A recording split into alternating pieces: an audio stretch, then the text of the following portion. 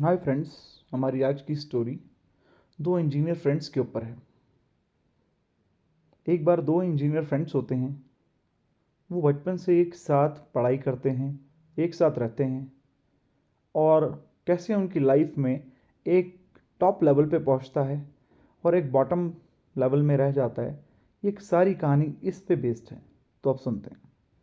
ये कहानी दो दोस्तों की है जो साथ में स्कूलिंग करते हैं, साथ में आगे चल के वो कॉलेज करते हैं।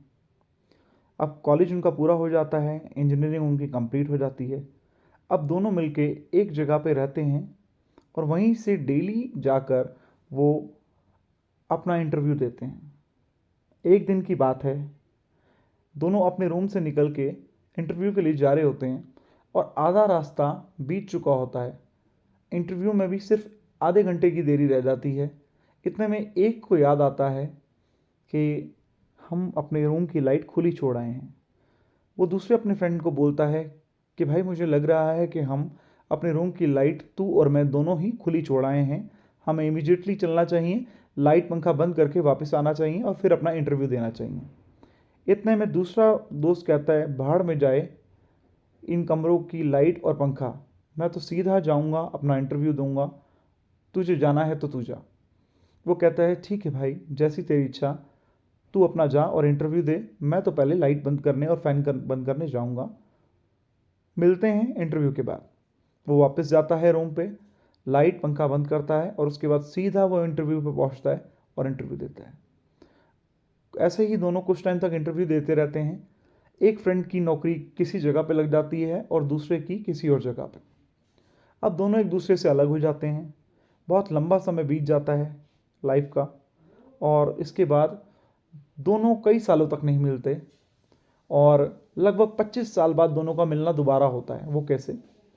अब जो लाइट बंद नहीं करके आया था दोस्त, जो डायरेक्ट इंटरव्यू देने चला गया था, वो 25 साल बाद जब इंटरव्यू देने जा रहा होता है, लगातार कंपनियों में रिजेक्ट हो रहा होता है, फिर आखिरी में वो एक कंपनी में पहुंचता है। बहुत ही बड़ी कंपनी होती है।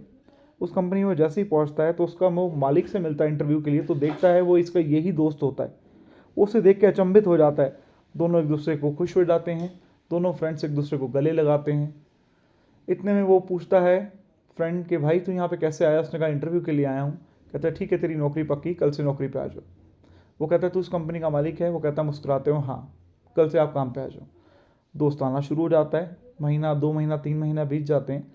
एक दिन जब कोई स्टाफ उसके पास नहीं होता, वो अपने दोस्त को एकांत में पकड़ के बोलता है कि भाई मैं जानना चाहता हूँ, तूने मैंने स्कूलिंग एक जगह से करी, तूने मैंने कॉलेज एक जगह से किया, फिर क्या अंतर रह गया तुझ में और मुझ में कि तू इतनी बड़ी कंपनी का मालिक बन गया और मैं एक मामूली 50,000 कमाने वाला एम्प्लॉय बन के रह गया। तो उसने कहा देख, पहले तो मैं ये चाहता नहीं था कि तू कभी मुझसे इस बारे में तेरे मेरे बीच में बात हो, पर अगर तूने आज बात छेड़ ही दी है तो अब सुन। उसने कहा तुझे आज से 25 साल पहले वो दिन याद है कि जब हम इंटरव्यू देने जा रहे थे, लाइट पंखा एक होटल का खुला रह गया था हमारे रूम का, तो मैंने कहा था कि वापस चलते हैं, बंद करके आते हैं, और तूने साफ इनकार कर दिया था। तूने कहा था भाड़ में जाए वो कमरा और बिजली पंखा। उसी दिन तय हो गया था कि तू जीवन में फेल हो जाएगा और उसी दिन तय हो गया था कि मैं कामयाब हो जाऊँगा। तो उसने कहा ये बात मुझे समझ नहीं आई कि एक पंखा, फैन, बिजली, लाइट, ये कैसे एक इंसान को कामयाब या फेल कर सकती है? कहता कर सकती है। वो कैसे?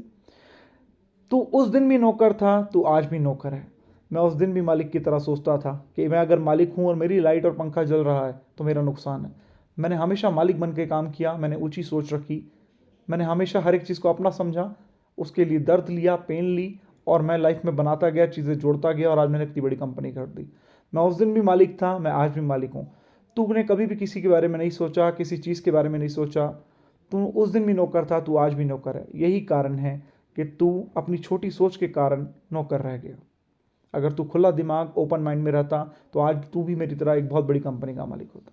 तो मोरल ऑफ द स्टोरी ये है कि लाइफ में हमें हर चीज़ को ध्यान से देखना चाहिए, ओपन माइंड में रहना चाहिए, और जिस चीज़ को हम नेगलेक्ट करेंगे वही लाइफ में हमारा लॉक बॉटम बन जाएगा।